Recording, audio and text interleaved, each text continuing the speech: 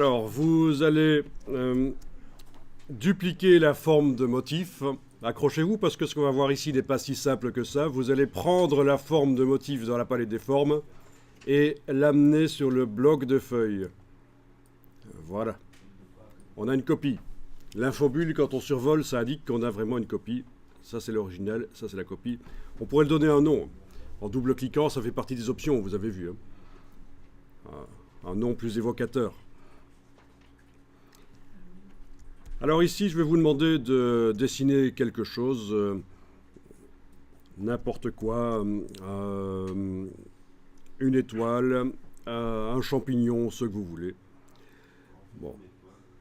Oui, on peut faire une étoile. L'étoile, on peut la faire au crayon, hein, pour ne pas toujours prendre l'étoile super bien faite de Illustrator. Vous pouvez faire une étoile plus sympa. Voilà.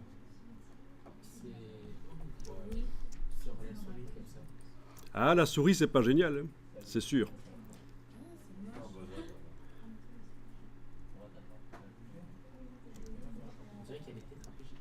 Bon, après, il n'est pas interdit de prendre la flèche blanche et aller un peu...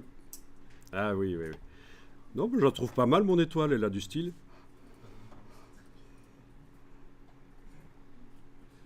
Voilà.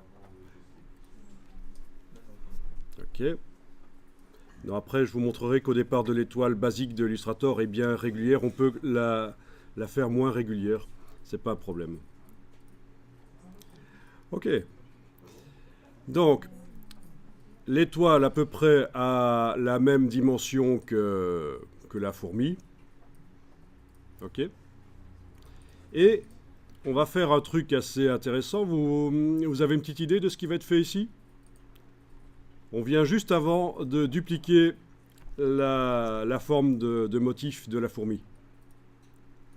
Vous n'avez pas une petite idée de ce qui va être fait ici ?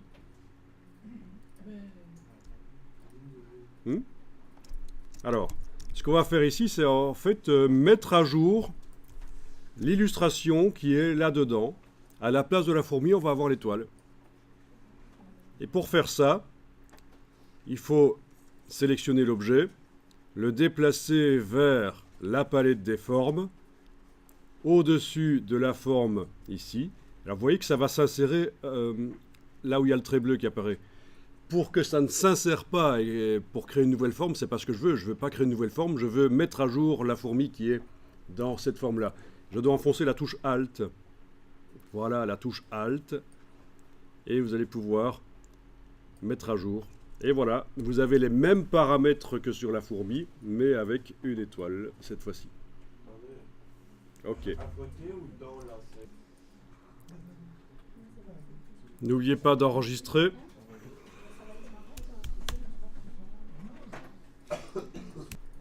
Bon, ben testez, qu'est-ce qui se passe quand on sélectionne la spirale qui est à la fourmi et qu'on met l'étoile à la place? Ben voilà. Bon, visiblement, mon étoile était quand même plus grande que ma fourmi. Hein. Oui, hein. Ah oui, oui, elle est quand même plus grande, visiblement. Non, il y a un petit problème ici. Je vais double-cliquer et réduire la taille. Double-cliquer sur la forme de l'étoile et réduire la taille ici sur le curseur. Donc ça, c'est très sympa. Ça vous permet de récupérer notamment les paramètres, le pas qu'on avait réglé et tout ce qu'on aurait pu régler en procédant comme ça, en dupliquant une forme existante, en amenant un nouveau graphique dessus avec la touche Alt, vous récupérez tous les paramètres. Vous allez voir que pour la suite, ce sera encore plus intéressant dans Illustrator, cette fonction. Alors, petit challenge ici, je vous demande de faire une forme, de faire en sorte que quand je dessine au pinceau, je puisse à la fois avoir d'un coup des fourmis et des étoiles sur le trait de pinceau. Vous cherchez un peu ça? Et en fait, il faut utiliser quelque chose qu'on a vu hier, dans la palette aspect. Ah oui. Ah oui, parce que, oui, oui, c'est...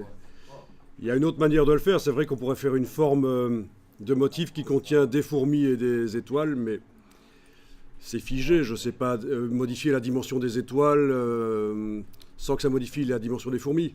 À ce moment-là, si je fais une forme de motif qui contient à la fois une étoile et une fourmi, vous voyez ce que je veux dire? Par contre, par la palette aspect, je vais pouvoir modifier indépendamment les uns des autres les étoiles et les fourmis.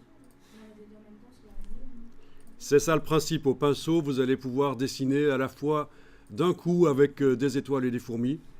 Et les deux sont modifiables encore. Je pourrais transformer la couleur de l'étoile, la dimension, l'espacement entre les étoiles. Même chose pour les fourmis.